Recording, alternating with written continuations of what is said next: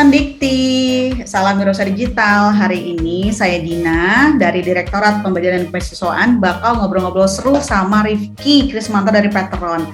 Nah, jadi teman-teman, apa sih podcast ini? Hari ini podcast ini lebih kepada satu tahapan dari IWDN. Apa itu IWDN? Ya, ini adalah Inovasi Wirausaha Digital Mahasiswa, program yang menurut saya keren banget. Nah, kita juga harus tahu bahwa di program-program yang sebelumnya, itu namanya ASMI, kita sudah menghasilkan banyak sekali startup-startup yang menurut saya amat sangat inspiring dan keren-keren, dan ternyata berhasil ya karena ikut program ASMI, dan ternyata sekarang masih ada startupnya, terus masih berkembang juga gitu ya, dan kita akhirnya berpikir ini kayaknya program mesti terusin deh, dan malah harus kita bikin lebih fokus lagi, lebih keren lagi gitu ya. Nah, tapi sebelum itu kita harus tahu dulu dari alumni kita nih ya, kira-kira apa sih yang bisa membuat startup ini berhasil ya, selain dari ASMI itu sendiri, dan kira-kira apa yang bisa kita pelajari dari proses belajar dia, proses pengembangan dia, dan lain-lain.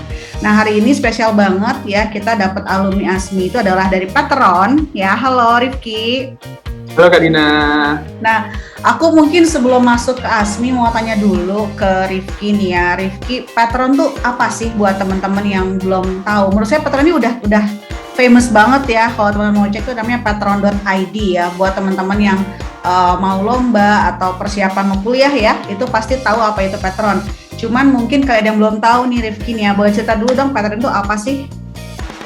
Oke, terima kasih Kak Dina. BTW halo semuanya teman-teman. Kenalin, aku Rifki. Jadi Petron itu adalah simpelnya adalah platform buat kompetisi adik-adik kita di SD, SMP, SMA, mahasiswa juga, dan juga untuk guru-guru yang ada di Indonesia. Jadi mereka ini bisa berkompetisi satu sama lain. Selain itu, kita juga ada produk lain, terhadap PBK dan juga pelatihan untuk persiapan masuk ke perguruan tinggi. Cuma produk utama dari Petron itu adalah platform untuk kompetisi. Jadi semua orang yang ada di pendidikan ini, entah itu masih SD, SMP, SMA, ataupun yang masih kuliah, ataupun guru-guru kita itu juga bisa berkompetisi di Petron.id. Seperti itu sih kurang lebih Kak Dina. Oke, jadi kayaknya terakhir kita ketemu tuh masih small banget ya. Aku lihat sekarang kalau dari webnya ini udah tersedia juga di Google Play ya. Jadi memang teman-teman sudah tersedia dalam bentuk apa aja sih Ki? Udah bisa di mana aja? Ya, benar Kak. Dulu tuh masih 40.000 follower aja, dan user kita masih di range itu, dan masih di website dan juga update di Play Store kayaknya belum ada. Nah, ini baru-baru ini akhir tahun kemarin lebih tepatnya, kita barusan launching di Play Store, dan juga mungkin bulan depan kita akan tersedia juga di iOS juga. Jadi ada dua platform yang sudah tersedia di website dan juga di aplikasi Play Store. Sekarang udah berapa nih usernya nih Ki? Kalau total usernya keseluruhan 700.000, tapi untuk pengguna aktifnya mungkin di sekitar 100.000 lebih dikit pengguna aktifnya. Oh, keren banget ya, udah hampir setengahnya ya Ki ya, udah menjadi active user ya. Iya Kak, tapi menariknya itu semakin banyak usernya, capeknya juga semakin. Iya pasti namanya kalau semakin tinggi pohon angin semakin kencang ya Ki ya. Nah, aku kira-kira apa nih, cerita dong buat teman-teman di sini yang biar mereka terinspirasi bikin startup digital seperti Petron ya. Kalau kita mungkin tahu, ini kita masuknya tuh semacam edutech ya, education technology ya. Jadi kalau teman-teman di sini ada yang mau bikin startup digital dan masuknya ke industrinya education ya, teman-teman bisa bisa terinspirasi dari Petron ya, karena memang di sini fokusnya kepada education. Nah, tapi kan ini lebih kepada persiapan dan lomba-lomba gitu ya Ki ya. Ada lomba apa aja sih di Petron ini yang disediakan, dan apa bedanya kalau dia pakai Petron sama enggak pakai Petron nih? Jadi kalau ada orang yang ikutan lomba, siapa dia yang nanti ceritain tolong. Apa bedanya kalau dia enggak pakai Petron sama dia pakai Petron?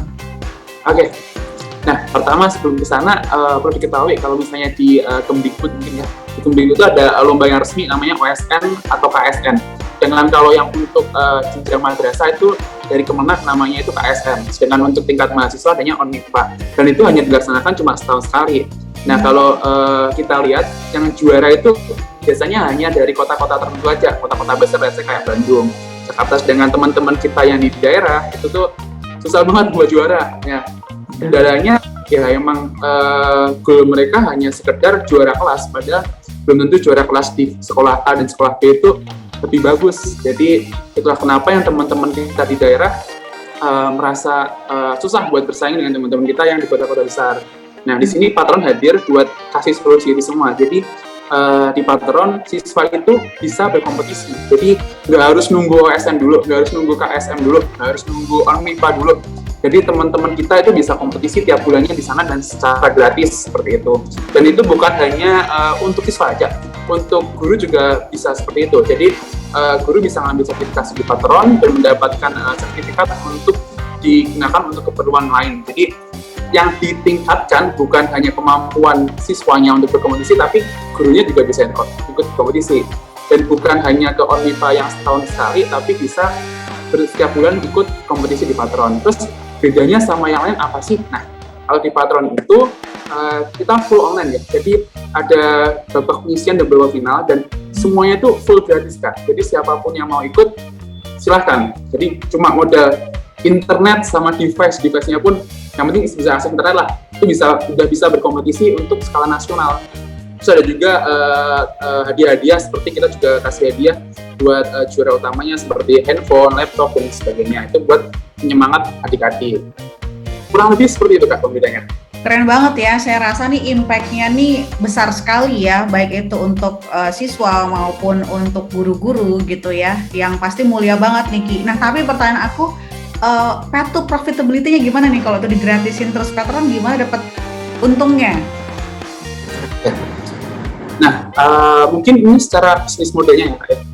Jadi Patron itu ada dua babak. Jadi buat adik-adik ataupun user kita di babak penyisian itu totally free. Kalau mereka kalau mereka udah lolos, ya baru yang dikenakan biaya itu yang masuk ke final. Jadi buat teman-teman yang masuk final baru dikenakan biaya. Tapi kalau masih babak penyisian aja itu nggak ada biaya. Jadi yang lolos final itu baru dikenakan biaya.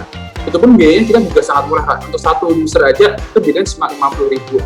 Dan itu nanti dapat benefit seperti teman-teman kita atau guru-guru kita, adik-adik kita itu dapat hadiah dan juga dapat piagam, sertifikat yang tentunya udah di support oleh stakeholder terkait seperti Dinas Pendidikan dan juga Kementerian Agama. Oh, keren banget. Jadi udah jelas ya ada path to profitability-nya, karena buat teman-teman di sini yang denger atau yang nonton, penting banget startup nih ya, ini lagi startup bubble katanya ya. Salah satu aspek yang penting ya, nanti kita bahas mengenai metrik ya Ki ya. Salah satu metrik yang penting adalah profitability ya, atau bagaimana cara dapat uangnya nih gitu ya, bagaimana marginnya nih dari revenue dan dari cost yang ada di sebuah startup. Nanti anyway itu akan kita bahas later on, makanya teman-teman di sini tetap dengerin sampai akhir ya. Nah sekarang mengenai ASMI. Nah Patron kan pernah ikutan ASMI nih ya. Tahun lalu kayaknya Kak, 2021 atau 20 ya? 21 kayaknya. Nah sebelum masuk ASMI, state Patron di mana tuh? Stagesnya di mana? Usernya berapa saat itu dan apakah malah baru mulai? Boleh cerita nggak? Ya, jadi awal kita sebelum masuk ASMI itu kita kondisinya mungkin masih baru MVP kali ya produknya. Jadi benar-benar produk yang bisa dijual fiturnya nggak begitu banyak. Jadi kayak cuma platform ujian biasa kayak yang lain gitu. Nah, habis itu kita masuk ke ASMI itu kita dapat pendanaan nih. Pendanaan ini dialokasiin buat hiring tenaga kerja dan khususnya teknologi ya, teman-teman teknologi. Jadi di fase awal menurut saya tuh nge-develop platformnya lumayan chaos, jadi perlu banyak orang. Untungnya di ASMI itu kita dapat pendanaan nih, jadi pendanaan ini bisa teman-teman alokasikan untuk hal-hal yang krusial di bisnis teman-teman. Jadi kalau di Patron dulu dialokasikan untuk hiring orang, dan di ASMI itu kemarin dapat advice juga dari mentornya Kak. Gimana sih cara kita nge-manage orang, habis itu gunain alokasi dana supaya safe. Jadi walaupun kita udah dapat dana lumayan banyak dari ASMI, tapi nggak bisa kan kita kasih barbar langsung alokasiin ke sini, ada pertimbangan tertentu. Nah itu yang aku dapatin ketika masuk ASMI. Jadi dana yang teman-teman dapat itu bisa dikelola supaya nanti dananya itu bisa lebih banyak lagi. Jadi teman-teman bisa istilahnya makin gede lah dengan dana itu. Jadi bukan untuk keperluan yang konsumtif seperti itu. Nah, jadi berarti dengan dana itu yang membantu Patron develop produknya dong ya berarti ya, sampai jadi kita bilangnya working product, bisa dibilang kayak gitu Ki? Bener Kak, satu itu. Yang kedua yang menurut saya paling penting itu adalah lebih ke arah coachingnya Kak. Jadi di ASMI itu kita dapat coaching juga satu persatu ke industri expertnya juga, jadi kita bisa langsung tanya ketika bingung dengan produk kita. Jadi bukan hanya produk sih, keseluruhan gimana cara kita ngembangin startup itu kita bisa dibantu sama mentor-mentor yang ada di ASMI seperti itu. Jadi menurut Rifki bermanfaat nggak sih program ASMI ini kira-kira? Nah, menurut saya pribadi sangat bermanfaat sih Kak. Soalnya gini, kendalanya ketika kita masih mahasiswa itu kan kita sangat limit di budget ya, jadi kayak uang kita sangat limit. Di ASMI kita provide itu, dan kita juga nggak punya begitu banyak privilege untuk dapat coaching dari mentor. Nah, di ASMI itu bisa nge-tackle problem-problem seperti dana usaha dan juga ketidaktahuan foundernya. Jadi itu bisa di-tackle di program ASMI ini. Jadi saran saya sih buat teman-teman coba ikut aja ASMI. Jadi itu bisa istilahnya buat kita bisa bersaing dengan entrepreneur lain yang notabene udah bukan mahasiswa lagi kayak gitu. Jadi naik kelas lah ya setelah ikutan ASMI, bisa dibilang kayak gitu ya? Iya Kak, benar. Oke, keren banget kalau kayak gitu. Jadi memang tadi bukan hanya masalah dananya aja yang berguna, tapi juga ternyata ada program pendampingannya yang ternyata bikin veteran jadi bisa belajar banyak ya, terutama dari industri experts-nya ya, Rifki ya. Jadi tadi dapat masukan banyak hingga veteran akhirnya stage dari yang tadinya MVP malah working product ya, dan setelah itu langsung ngebut ya Ki ya kelihatannya. Bener Kak, jadi itu menarik sih sebenarnya. Jadi produk yang sebenarnya cuma mungkin MVP belum benar-benar menyentuh ya. Jadi dengan produk itu dan juga benefit dari ASMI, kita bisa khususnya dari segi produk supaya bisa marketable lah di user kayak gitu. Oke sih. Nah, yang pasti kan ketika awal veteran berdiri nih ya, kita akan bahas lagi tadi mengenai metrik ya. Jadi seperti yang teman-teman tahu gitu ya, sekarang mungkin lagi hype banget ya dengan adanya Y Combinator, mereka merilis report ya, katanya winter is coming buat para startup ya. Terus kemarin juga Sequoia sempat rilis juga gitu ya, sama menegaskan bahwa winter is coming gitu ya. Kelihatannya nih ini bakal menjadi tahun yang berat untuk startup ya. Ini sebenarnya untuk siapapun, untuk bisnis apapun sih, ini bakal jadi tahun yang berat gitu ya. Nah, tapi kan kita sebagai penggiat startup nih, kita nggak mau hal itu terjadi ya. Kita rasa sih teman-teman startup ini tetap potensial untuk berkembang ya, regardless the condition gitu ya. Dan saya juga rasa ada beberapa aspek yang mungkin akan berubah ya dengan adanya startup bubble ini gitu ya, di mana mungkin investor, venture capital mereka jadi lebih akan jeli ya melihat angka-angka.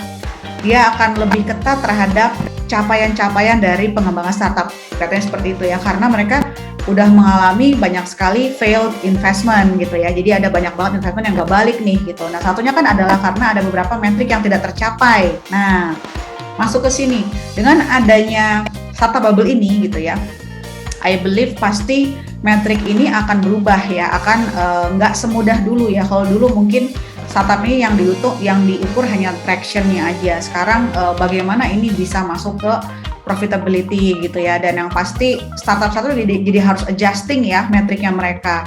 Karena metriknya berubah, ukurannya berubah gitu ya, maka strateginya juga pasti berubah juga seperti itu gitu ya. Nah, kalau misalkan kita bahas mengenai metrik, mungkin teman-teman juga belum terlalu ngeh ya apa itu metrik ya. Nah, metrik adalah ukuran digunakan biasanya untuk apapun ya. Tapi kalau kita di sini skupnya adalah startup untuk mencapai suatu tahapan tertentu, teman-teman. Nah, jadi misalkan gini, metrik saya adalah mau harus nyampe di Jakarta jam 7, kita di Bandung nih ya. Misalkan saya sama Rifki ada meeting di Jakarta jam 7 malam. Nah, metriknya adalah harus nyampe jam 7 malam. Nah, berarti kan kalau gitu bagaimana cara kita sampai di Jakarta jam 7 malam dengan catatan jam segini masih di Bandung nih, masih podcastan nih gitu kan. Berarti kan ada strategi yang harus kita capai gitu kan. Nah, strategi ini pasti akan mengikuti gimana caranya kita lakukan gitu ya, kita rancang agar apapun itu caranya, naik apapun gitu ya, sengebut apapun, berapapun biayanya, harus nyampe jam 7 di Jakarta. Nah, jam 7 Jakarta adalah metriknya teman-teman. Nah, ini penting banget untuk menentukan metrik mana yang tepat gitu ya, karena kalau ukurannya salah, maka kita juga nggak akan bisa mencapai apa yang desirable ya, apa yang diinginkan oleh investor dan apa yang bisa membuat startup kita lebih maju lagi. Nah, itu makanya pentingnya metrik. Jadi teman-teman di sini yang akan ikutan IWDM nih ya, kita akan tanya metriknya apa gitu ya. Metriknya teman-teman ikutan IWDM ini at the end of the program apa yang mau kamu capai. Nah, Nah, ini sebenarnya penting banget buat kita, makanya teman harus menentukan, oke, after ikutan program IWDM, saya mau yang tadinya itu misalkan user saya itu cuman 1.000, nanti jadi 10.000. Nah, itu kan metrik. Saya mau setelah ikutan IWDM, misalkan tadinya itu masih MVP kayak Rifki, nanti ketika selesai IWDM itu udah menjadi working product gitu ya, udah 100% jalan produk semua fiturnya. Itu namanya metrik. Nah, sekarang kita coba cerita nih, kita validasi sama Rifki seberapa penting sih metrik itu. Nah, saya cerita, Ki, menurut Rifki penting nggak sih untuk sebuah startup ya menentukan metriknya? Oke. Nah, ini jawabannya yang jelas penting juga. Penting banget malah. Jadi ketika teman-teman develop bisnis itu kan banyak hal yang sebenarnya pengen dicapai. Nah, buat mencapai ke sana tahapannya itu seperti apa? Kita nggak bisa naif langsung satu hari jadi gitu. Nah, kita perlu roadmap juga. Nah, buat using roadmap itu kita bisa visualisasiin dalam bentuk metrik. Mungkin toolsnya banyak, ada macam-macam. Kalau di Patron sendiri kita pakai yang namanya OKR. Nah, di sana kita tuh bisa lebih nge-define, lebih objektif teman-teman, dan lebih realistis juga. Let's say misal dulu tuh MVP pertama itu pengen bikin website buat ujian, sesimpel itu dulu. Nah, buat bikin website buat ujian itu ada beberapa tahapan. Yang pertama, bikin UI-nya dulu, UI-nya. Habis itu dari UI itu kalau sudah selesai, kita slicing dulu. Tahapan yang kedua, yang ketiganya baru kita bikin back-end-nya. Jadi ketika tiga itu udah diintegrasiin, nah itu baru bisa selesai website buat ujiannya. Nah itu. Jadi teman-teman nanti ketika define tujuan kalian, kan pastiin tahapannya itu seperti apa sih buat mencapai ke sana. Jadi jangan tiba-tiba langsung ke sana. Itu kemungkinan berhasilnya akan sangat kecil. Kalaupun berhasil itu akan sangat overwhelming teman-teman. Jadi pentingnya metrik itu supaya goal kalian itu bisa deliver ke tim kalian dan juga nanti bisa gerak one team, jadi bukan sendirian CEO-nya doang yang bisa running. Tapi kalau misalnya pakai OKR itu lebih terstruktur dan ada kejaran nih, jadi tiap periode itu kalian ngapain aja gitu. Jadi itu pentingnya metrik gitu. Dan mungkin tambahan dikit, metrik nanti akan sangat berguna kalau misalnya teman-teman ikut buat kompetisi. Jadi itu akan lebih realistis teman-teman. Jadi ketika kalian nge-deliver ke jurinya ataupun nge-deliver ke calon investor mungkin buat mencapai itu gimana, nah itu kalian bisa cantumin atau lampirin metrik-metrik yang kalian pakai seperti itu. Iya, itu akan lebih meyakinkan buat investor ya. Oh, berarti ini anak tahu mesti ngapain gitu ya. Nih anak tahu setiap akhir bulan misalkan. Nah, kalau Rifki ya tadi ngomong mengenai bulan nih ya. Si OKR-nya tuh kan pasti ada yang tahunan, ada yang quarterly ya. Ada yang per 3 bulan, bahkan mungkin ada yang bulanan. Nah, Rifki mecah OKR ya, atau mungkin teman-teman objective key metrics ya, atau metrik lah ya, metrik besar itu mecahnya apa, bagaimana Ki? Dari tujuan paling besarnya lalu dipecah menjadi bulanan kah ya, atau quarterly kah, gimana itu cara Rifki memanage itu? Ya, nah kalau di Patron kan pakai OKR Kak. Nah, tapi karena industri kita itu di pendidikan ya, kita ngikutin time frame di pendidikan juga. Jadi 1 tahun ajaran itu ada 2 semester. Nah, di OKR itu kita bagi 1 tahun itu ada dua bagian lah, 2 stage. Yang pertama untuk semester ganjil, yang kedua untuk semester genap. Nah, nanti kita evaluasi di semester ganjilnya, habis itu kalau misalnya udah running lagi, kita evaluasi di semester 2-nya. Jadi OKR-nya itu 1 tahun, tapi ngikuti kalender akademik yang ada di pendidikan. Jadi kita adjust seperti itu Kak. Nah, pengen tahu OKR yang di satu contoh metriknya lah, biar teman-teman tahu. Pengen tahu, oh ya gini, atau mungkin gini biar gampangnya. Aku pengen tahu metriknya OKR ketika dulu awal masih MVP gitu ya, sama sekarang bedanya apa? Itu pasti metriknya berkembang terus ya. Nah, teman-teman juga mungkin harus tahu ketika kita naik kelas, ibaratnya kita stage kita udah dari yang tadinya itu masih prototype, lalu sekarang udah punya working product ya, lalu juga sekarang udah sampai product market fit, itu pasti OKR-nya kan atau metriknya pasti meningkat terus tuh ya. Gitu, yang tadinya itu misalkan saya pengen ke Jakarta, terus udah tahu Jakarta saya jadi pengen ke Jogja, udah tahu Jogja saya jadi pengen ke Bali gitu ya. Nanti akhirnya saya pengen ke Singapura, oh akhirnya saya pengen ke Australia, kan lama-lama orang tuh kayak keinginan ya. Jadi sama kayak startup, semakin lama semakin bertumbuh, maka metriknya harus semakin tinggi juga ya, kelihatannya kayak gitu. Nah, kalau di OKR boleh cerita journey metriknya nggak, dari awal metriknya apa sampai akhirnya sekarang udah di tahapan ini, pasti lebih rumit lagi aku rasa OKR-nya. Boleh cerita nggak Ki? Nah, paling di awal di Patron itu kan karena kita basisnya teknologi ya, jadi kita tuh minus di front end. Jadi kalau teman-teman lihat dulu tuh kita bukan di patron.id tapi patronacademy.com, itu pun developnya masih pakai template framework dari developernya. Jadi web kita itu masih benar-benar kayak kayu banget, kerangka banget, tulang-tulang banget gitu. Jadi dulu akhirnya kita bikin OKR dulu karena mayoritas dari backend engineer, jadi kita bikin UI yang seenggaknya bisa dengan mudah diakses user, walaupun nggak bagus-bagus banget. Jadi yang penting OKR pertama kita dulu itu user itu bisa mengakses website kita dengan mudah tanpa harus kebingungan. Kan kebanyakan ketika kita develop produknya rumit banget kayak gitu kan. Jadi dulu kita capai MVP dulu dengan cara backend-nya mestinya jalan dulu, untuk masalah estetik dan lain-lain itu belakangan. Nah baru habis itu ketika udah step pertama udah jadi, kita masuk ke step 2, kita nge-develop dari segi UI-nya. Dan fungsinya tadi kan udah ada, jadi kita tinggal nge-develop UI-nya, habis itu kita validasi lagi, ketika udah oke, kita deploy di production. Jadi ada 3 OKR dulu.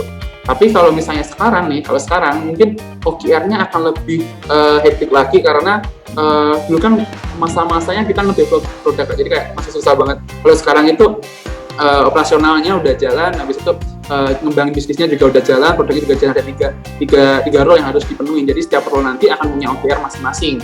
Let's say misalnya kalau bagian bisnis development-nya kita harus kerjasama ke pihak-pihak ketiga. Misalnya kita harus nembusin kampus nih, misalnya kampus X harus nembusin itu, kita kerjasama dengan kampusnya. Ataupun kalau masalah dari segi produknya, kita harus develop platformnya, misalnya mau bikin di iOS. Nah itu kan codingannya juga beda. Nah itu juga bisa jadi OKR buat tim di tech-nya.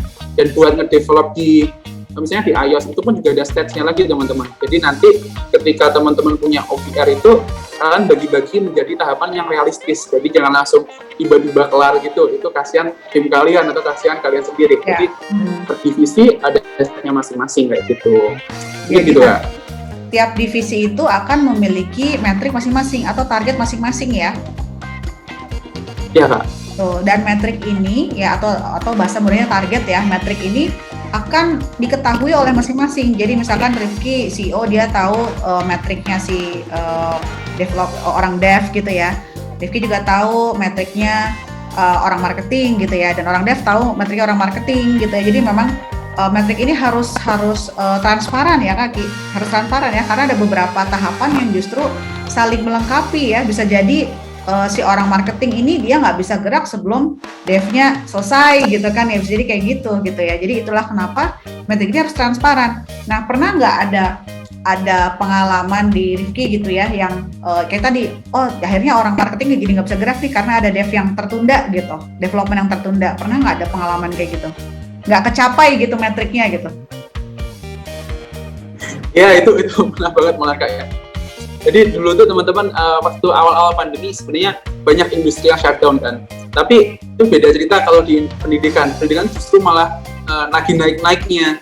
Dan itu kita nggak ada plan buat ngakomodir user yang segitu banyak. Nah akhirnya ketika marketing ini pakai plan yang udah mereka bikin, usernya banyak banget. Nah habis itu usernya udah, tim teknologinya itu nggak bisa nge-follow up kuantitas usernya, akhirnya website kita meledak lah gitu. Dan itu di OKR-nya yang marketing bagus banget, cuma karena tech-nya sendiri nggak bisa ngimbangin dan nggak tahu akan datangnya user yang begitu banyak, nggak ada plan B juga, mau nggak mau kita batasin jumlah user, jadi kita ada low sales di sana. Jadi itu pentingnya ketika kita tuh transparan, apalagi di fase-fase awal startup ya. Jadi trust antar divisi itu harus benar-benar dibangun teman-teman. Dan media ngebangunnya transparansi dalam bentuk OKR tadi. Seandainya kalau bisa ngulang, dulu OKR-nya itu lebih transparan dan bisa dicek, mungkin waktunya lebih rigid. Jadi mungkin 2 hari sekali.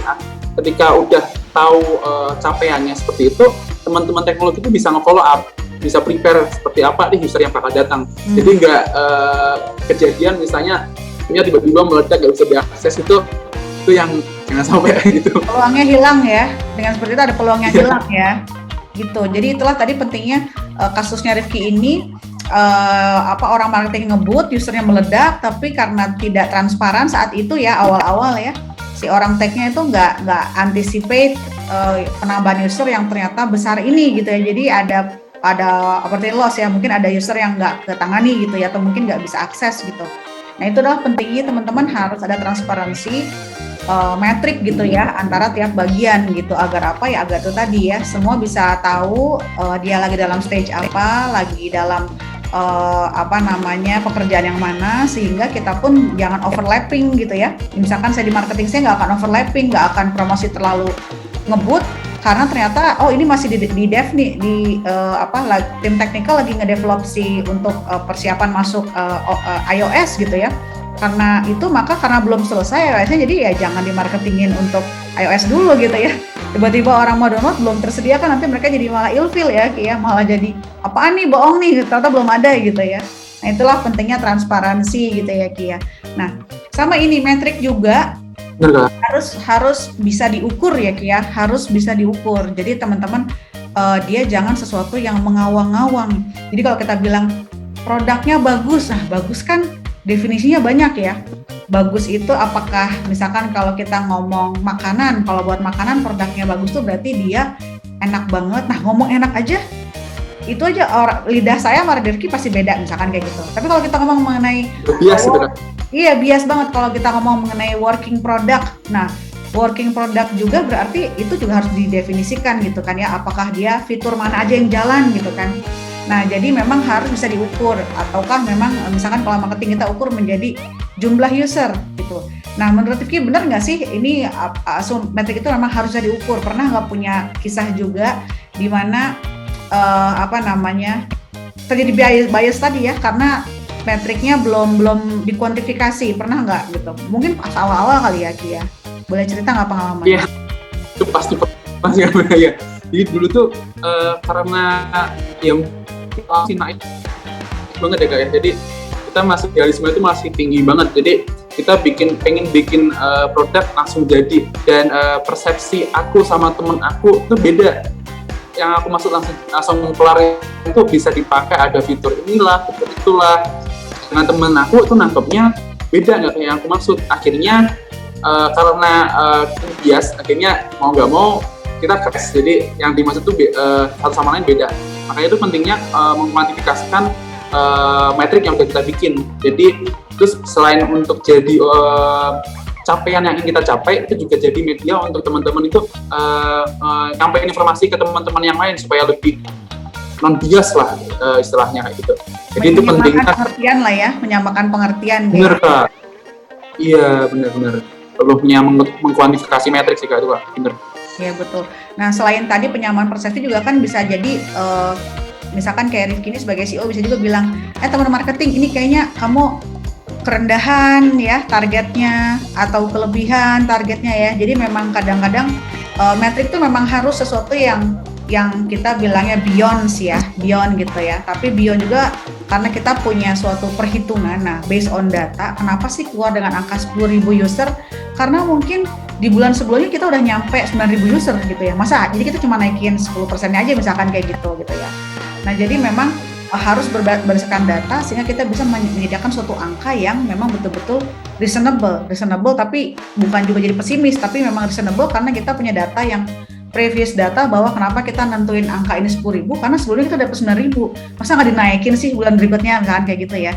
Nah pernah nggak punya pengalaman mengenai penentuan angka gitu ya untuk metrik tadi Ki? Iya, mungkin masalahnya pernah, cuma ini Kak, jadi masalahnya mungkin tiap stage beda. Jadi pas awal-awal dulu mungkin enak karena kita masih ya 2-3 orang, jadi untuk menentuin angka itu bisa musyawarah gitu, kita bisa musyawarah mufakat. Cuma kalau sekarang kondisinya udah berbagai macam divisi dan buat nentuin angkanya itu kan ada tekanan dari bisnis prosesnya sama tekanan dari yang akan kita assign buat melaritasnya itu tadi. Jadi antara kita nge-combine dua kepentingan itu supaya tetap bisa jalan. Jadi buat teman-teman itu visible buat di reach dan juga buat prosesnya itu istilahnya bisa tetap jalan tanpa harus mengurangi kualitas dari OKR-nya. Jadi mungkin strugglingnya itu tiap stage-nya beda-beda. Kalau dulu mungkin lebih simpel karena kita cuma musyawarah mufakat. Kalau sekarang ada faktor-faktor lain seperti tiap tim mungkin beda kapabilitasnya. Habis itu kebutuhan dari kita mungkin saat ini butuh duit banget atau butuh user banget itu juga harus diakomodir. Jadi kita harus istilahnya mengelaborasikan dua kebutuhan itu gitu kan. Oke, nah itu tadi mungkin teman-teman, jadi nanti semakin teman-teman stage-nya semakin tinggi ya pasti semakin challenging ya, bukan hanya challenging dari sisi eksternal tapi juga internal juga, memang untuk menentukan metrik jadi banyak banget aspek yang harus dilihat gitu ya, termasuk proses dan lain-lain kayak gitu ya.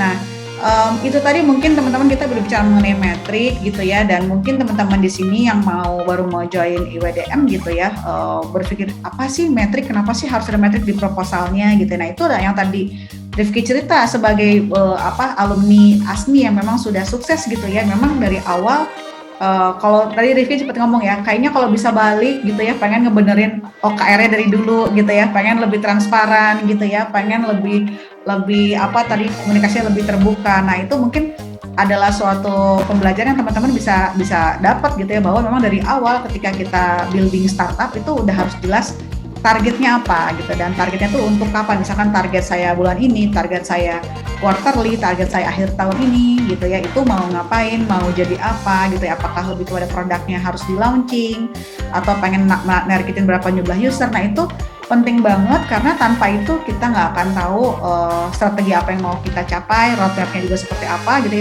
kita bakal blank lah ya, ibarat jalan di kegelapan seperti itu ya Ki ya. Nah jadi itulah pentingnya buat teman-teman nanti menyiapkan gitu ya, di proposalnya itu adalah ada metriknya, ada ukurannya, ada tahapan dan ada target yang akan dicapai, sehingga siapapun yang nanti membaca proposalnya atau mungkin buat teman-teman dan timnya ya akan lebih jelas jalannya, terang gitu ya. Kita mau ke Jakarta berarti kalau mesti nyampe dalam waktu 3 jam berarti kita nggak mungkin naik kereta, berarti kita naik mobil juga harus yang bisa ngebut gitu ya. Terus udah gitu nggak bisa banyak-banyak di mobilnya, cuman cukup untuk 2 orang karena kita pasti ngebut banget gitu ya. Berarti nggak mungkin pakai Avanza, berarti kita pakai Ferrari dong gitu kan. Nah itu adalah karena kita udah tahu mau nyampainya kapan, di mana, maka apa yang harus kita pakai, apa strategi yang harus kita gunakan, apa roadmap-nya gitu dan tahapan-tahapannya gitu ya. Jadi itu teman-teman mengenai metrik gitu ya. So Rifki, thank you banget ya udah join di talk kita saat ini gitu ya. Jadi banyak banget I'm so proud of you, congratulations ya Veteron, dan progresnya gitu ya, keep us updated yang pasti gitu. Dan teman-teman di sini yang udah dengerin boleh cek pateron.id ya, itu saya promo ini biar pada ngecek ya, biar inspire gitu ya, biar bisa bikin startup yang keren juga gitu teman-teman ya. Oke, itu tadi kita udah bahas mengenai Veteron, ASMI dan juga mengenai metrik. Hopefully talk yang kita adakan hari ini bisa berguna buat teman-teman sekalian, sekaligus menginspirasi ya, dan mendorong buat teman-teman bisa bikin startup yang even lebih keren lagi, lebih sukses lagi, dan bisa bermanfaat bagi bangsa dan alma mater yang pasti. Oke, sampai sekian dulu talk dari saya dan Rifki. Sampai jumpa lagi teman-teman. Salam berusaha digital. Bye-bye. Bye.